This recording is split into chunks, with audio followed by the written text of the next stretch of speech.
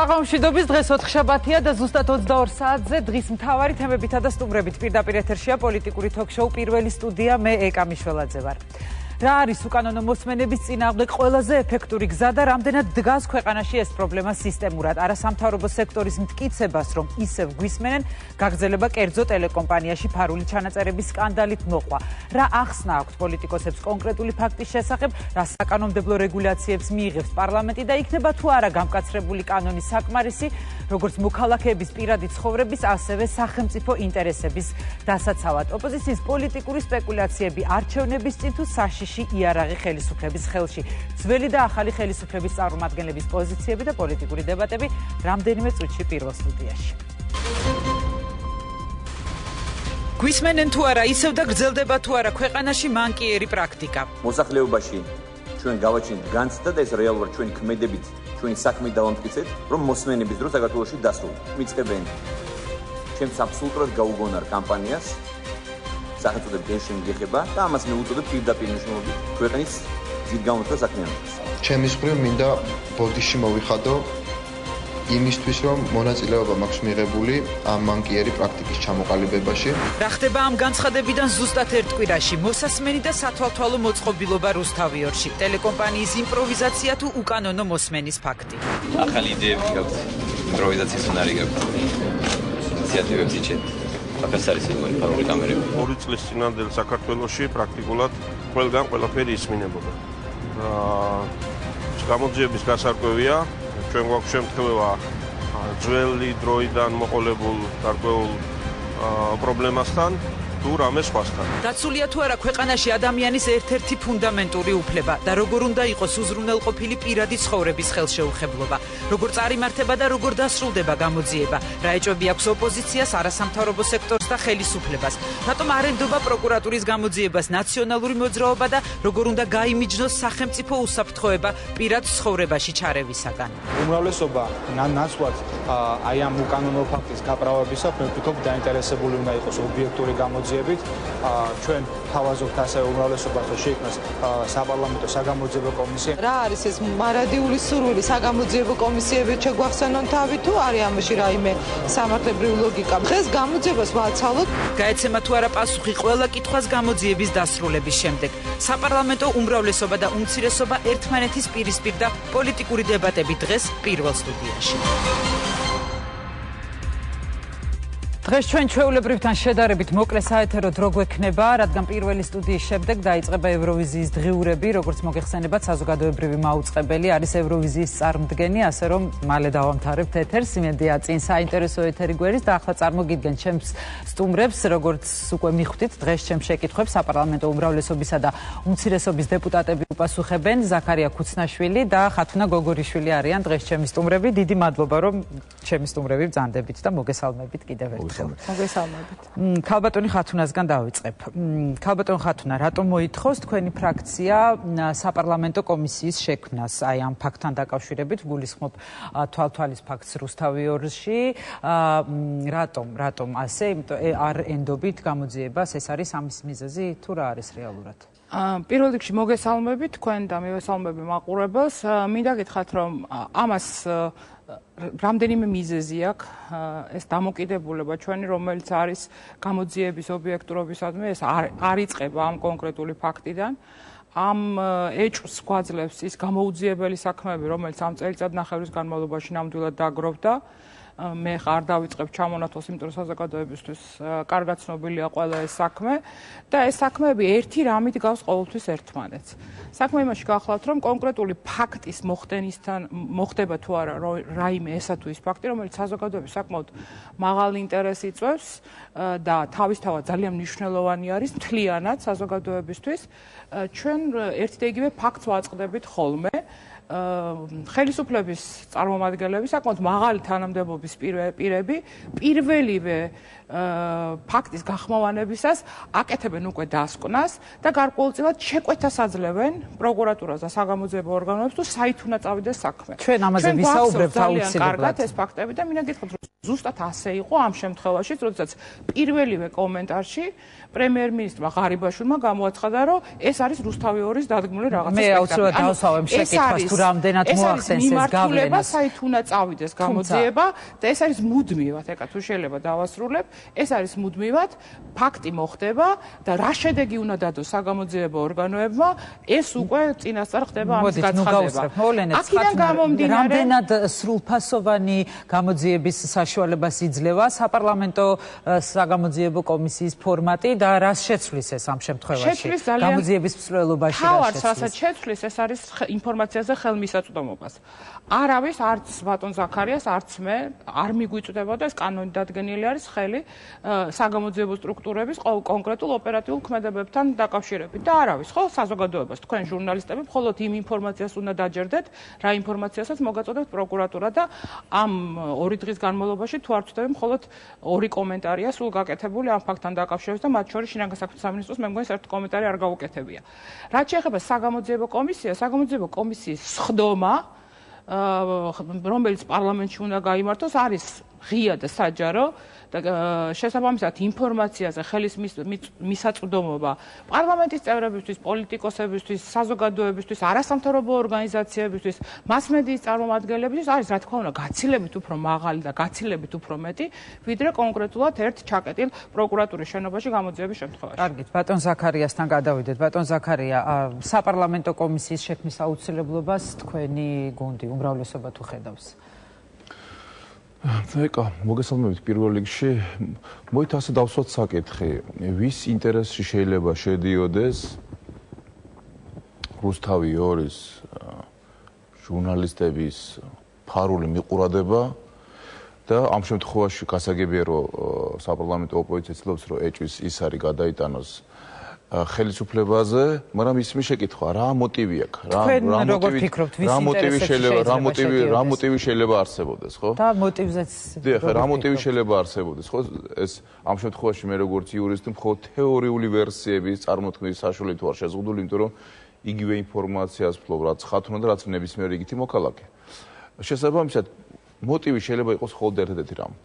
ფარული მოსმენის ამ მიყურადების დროს, რომ ამოიცნო წინასწარ რას გიპირებს ესთვის მედია საშუალება იმის გამო რომ მე მასზე ზემოქმედება მოახდინო რაღაცა ფორმით პირდაპირ ან არაპირდაპირ ფორმით დღეს თქვენ შეგიძლიათ თქვათ რომ საქართველოში მედიის თავისუფლება გაუარესდა რაიმე ერთი ნიშნულით მაინც ან როდისმე ხელისუფლებას უცდია თქვათ ახალ ხელისუფლებამ მხედველობაში რომ მედიის თავისუფლება შეეზღუდა მისი გამოხატვის ნაწილში მოტივს ვერ ვხედავ მე ამით იმის თქმას მინდა რომ აი რა ინტერესი შეიძლება გქონდეს მე არ ვამბობ იმას ის ინტერესებში შეიძლებოდა შესულიყო ან შედიოდა ეს ყველაფერი რაც ჩვენ ნახეთ რუსთავიორთან დაკავშირებით თუ თანხმდებით იმაზე ეკა რომ თქვათ ახალ ხელისუფლება არ ცდილობს მედიის კონტროლს და ახალი ხელისუფლება რომ მედიის კონტროლს ცდილობს უამრავ ინსტრუმენტი არსებობს და დაგვიტოვეს მემკვიდრეობით ეს ინსტრუმენტები რაც შეიძლება გამოყენებული ყოფილიყოს მაშინ ის რა არის მოტივი რატო უნდა უსმენდეს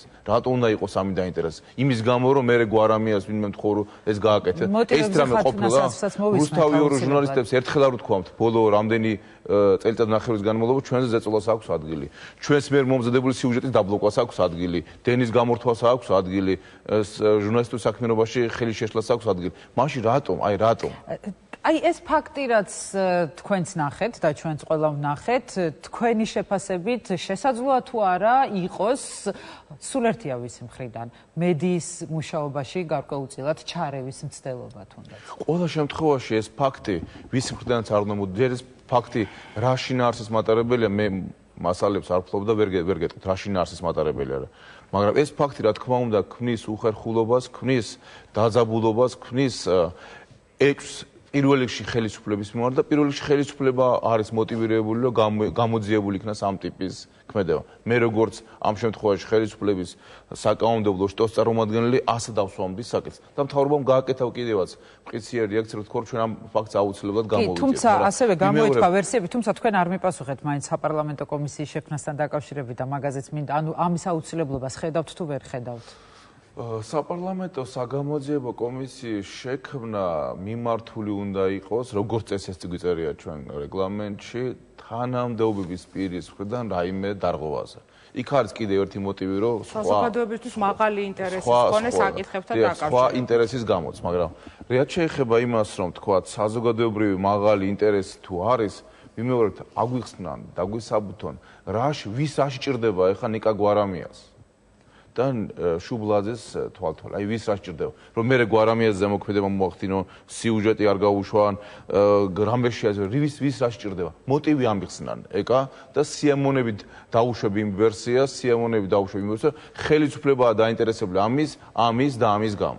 თქვენი გუნდის წევრები, ბატონ ზაქარია, ყველა თანხმდება იმაზე, რომ გამოძიება უნდა ჩატარდეს და შესაბამისი შედეგებითაც უნდა დასრულდეს.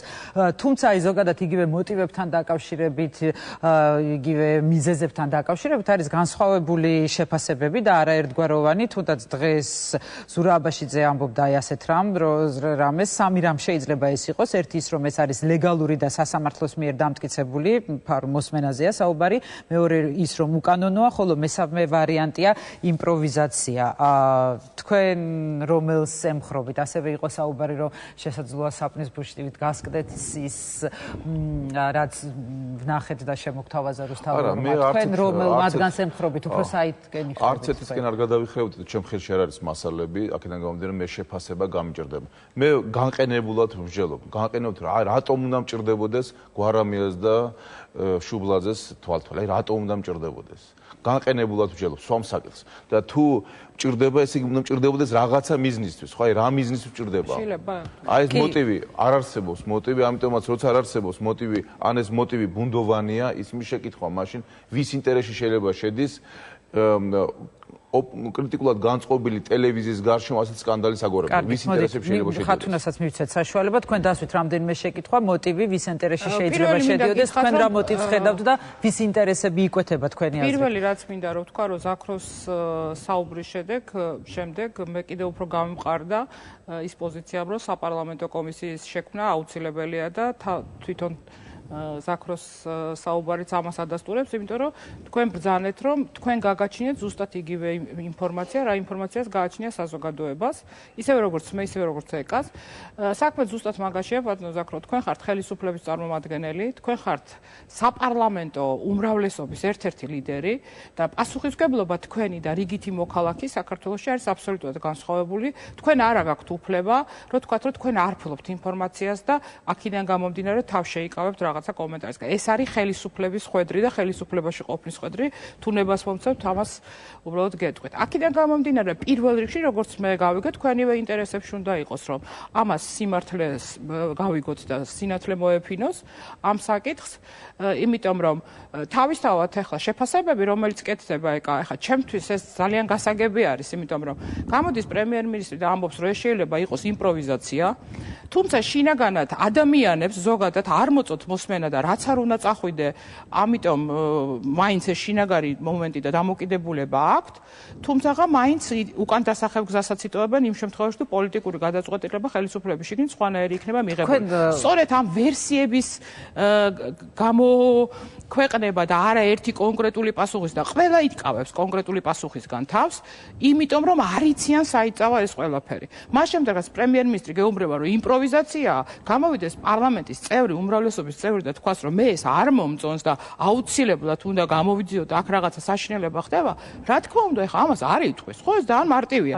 ამიტომ ის ვერსიები მე მოვისმინე ასეთი განცხადებები, თუნდაც თამარ კორტაიას განცხადება იყო ძალიან მკვეთრი ამასთან დაკავშირებით. რომელსაც მე მოვისმინე მკვეთრი განცხადება, როგორც წესი იწყება შესავალი ნაწილი და პირველი წინადადება, რომ ეს არის ძალიან ცუდი, იმავდროულად ძალიან მნიშვნელოვანი და უნდა გამოვიძიოთ, მაგრამ ამას აუცილებლად მოყვება, მაგრამ და შემდეგ არის სხვადასხვა ვერსიები. ანუ პრემიერის მიერ გაკეთებული ეს განცხადება თქვენი აზრით მაინც თვლით, რომ მოახდენს გარკვეულწილად გამოძიების ცვლილობაზე და მის შედეგზე. ეს არის პირდაპირ ზეწოლა გამოძიებაზე, ეს არ არის პირველი შემთხვევა, ჩვენ გვახსოვს პრემიერ-მინისტრის და არა მარტო პრემიერ-მინისტრის, ყოფილი პრემიერ-მინისტრის შემთხვევაშიც გვახსოვს, როგორც წინასწარ, როგორც კი ფაქტი მოხდებოდა იმ წუთში დასკვნის გაკეთება, ეს გახდა ჩვეულებრივი ამბავი.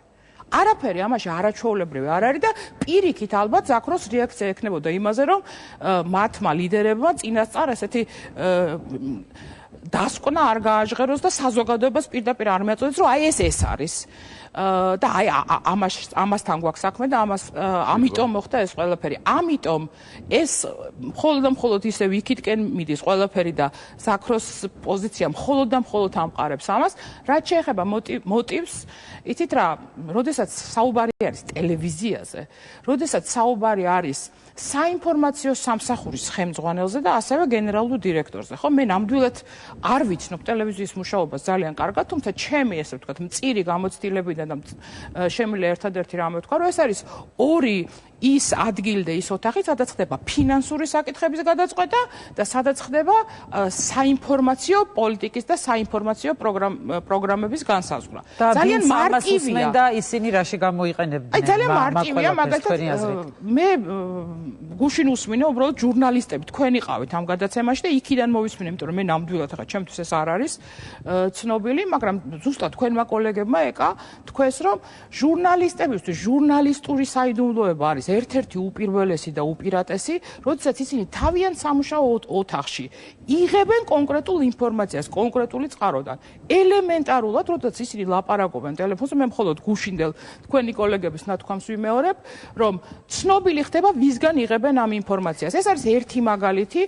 იქ მეორე იყო კიდე, როდესაც კონკრეტულ რაღაც პროექტებზეა ლაპარაკი და განსაკუთრებით თუ გავიხსენებთ ბოლო პერიოდში განვითარებულ მოვლენებს, თუ არ ვცდები ერთი თვის თუ თვენახევრის წინ იყო, როდესაც ეს რეიტინგების საკითხთან დაკავშირებით ტელევიზიების დატრიალებულ ფაქტთან, ალბათ ეს ყველაფერი ახსნათ people-მეტრებს ერთ კონტექსტში უნდა განვიხილოთ. და ერთ კითხვაზეც მიპასუხებთ, ვიცი რომ გინდათ ხათუნასაც უპასუხოთ.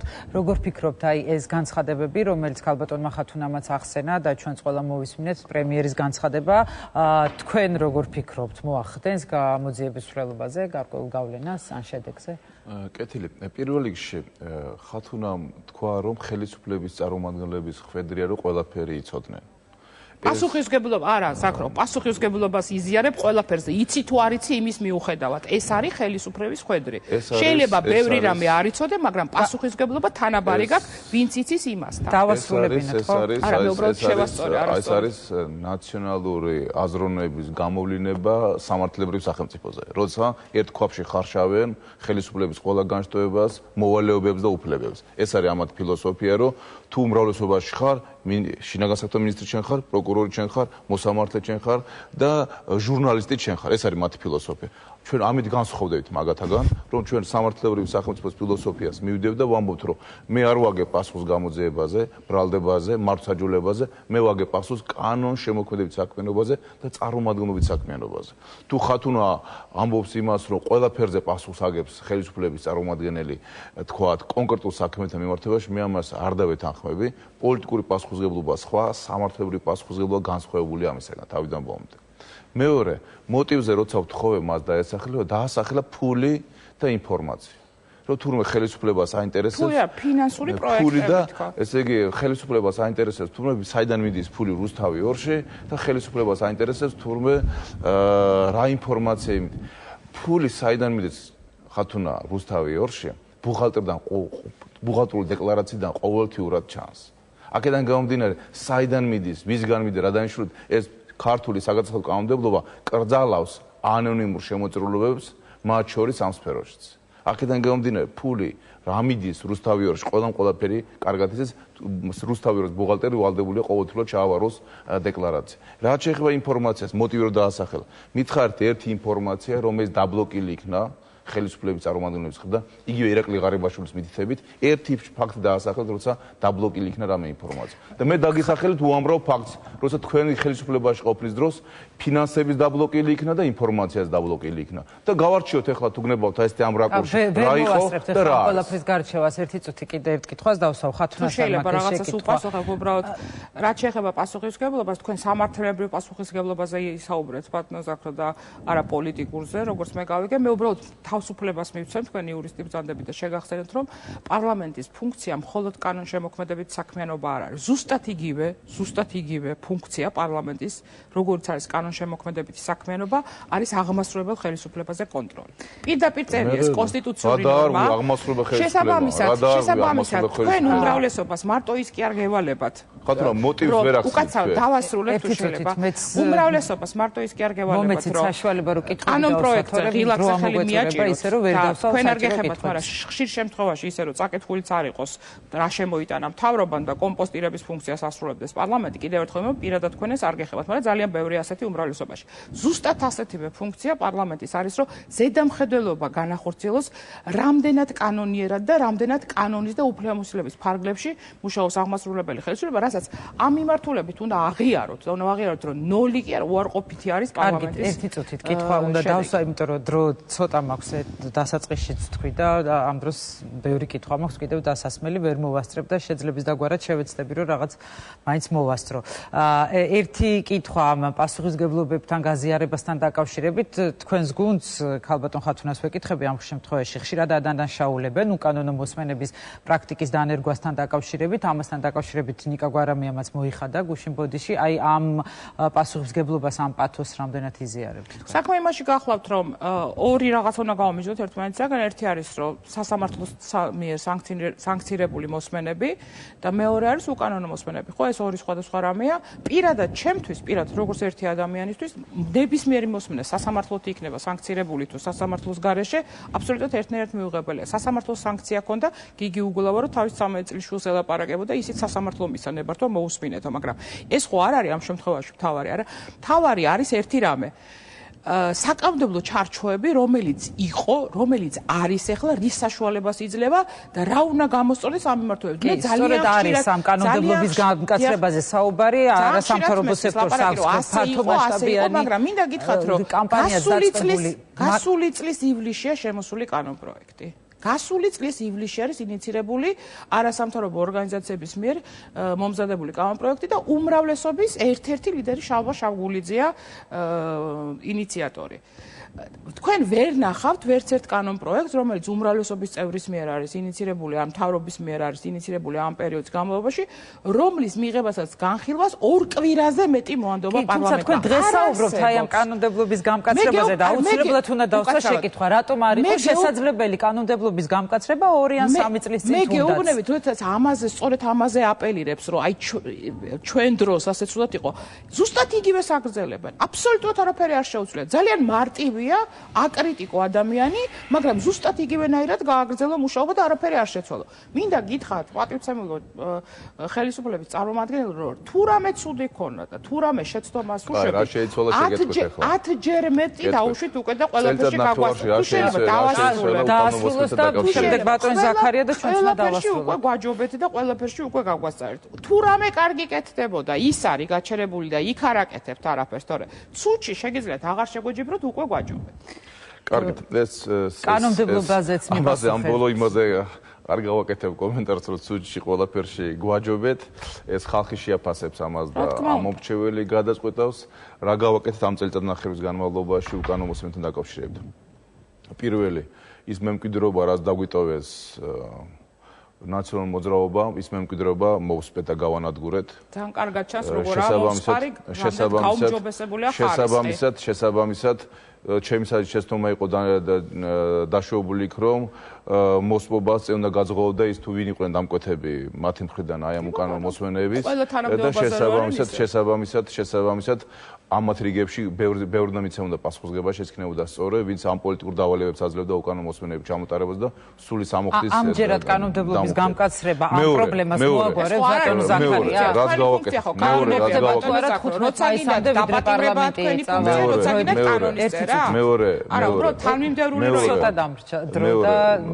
მეორე ეს გახლავთ ის, რომ ჩვენ სისხლის სამართლის პასუხისმგებლობა დავამძიმეთ უკანონო მოსმენების და უკანონო მიყურებელს. თუ ქონდათ ამათ 2 წლამდე თავისუფლების აქვე და 4-6 წლამდე გაიზარდა თავისუფლების აქვე. თუმცა უფრო გამკაცრებას ითხოვენ არა სამთავრობოები და არის ეს კანონ პროექტი მიპასუხებს გამკაცრებას არ ითხოვენ. ამ შემთხვევაში ითხოვენ ისინი ძალიან სწორად ითხოვენ სამოქალაქო კონტროლის გონის გაჩენას. სამოქალაქო კონტროლის გონი არ არსებობს დღეს მოსამართის ბრძანების შესრულებაზე და ამ ნაწილში ჩვენ შეთანხმებული ვართ მთავრობასთან, რომ სამოქალაქო კონტროლის გონი აუცილებლად უნდა გაჩნდეს. ისევე როგორც მოპოვებული ინფორმაციისას გამჯნუნა იყოს პერსონალური ინტიმური ხასის ინფორმაცია, დანაშაულის ნიშნების შემცველი ხასის ინფორმაცია. ასე რომ საუბარი იმაზე, რომ ნაციონალურ მოძრაობას ვინმე საქართველოს როდისმე აჯობებს ცუდის კეთებაში, მე ეს არ მჯერა, ვეღარასდროს ვეღარ აჯობს თუ არა ბოლო კითხვა და ძალიან მოკლედ მიპასუხეთ უკვე მაფრთხილებენ. ეკა მინდა მიგითხრათ, რომ NDI-ის კვლევის შედეგების მიხედვით მედიის დამოუკიდებლობა 2012 წლიდან დღემდე 32% არის გაუმჯობესებული. სიტყვის თავისუფლება 50% არის გაუმჯობესებული და სამართლიანი არჩევნების მდგომარეობა 50% არის გაუმჯობესებული. NDI-ის კვლევის ოფიციალური შედეგი. დიდი მადლობა ბატონებო, თუმცა უკვე მაფრთხილებენ რომ უნდა დავასრულო. ძალიან სამწუხაროა რომ ვერ მოვასწარით ყველა ბერზე საუბარი. მე გემშვიდობებით პარასკევამდე. დიდი მადლობა ყურადღებისთვის. ასეთ იყო ჩვენ ძალიან მოკლე ეთერი სამწუხაროდ დღეს, თუმცა წინ საინტერესო ევროვიზიის დღიური გელით იმედი მაქვს და პარასკევს 22 საათზე შევხვდებით ერთმანეთს ნახვამდის.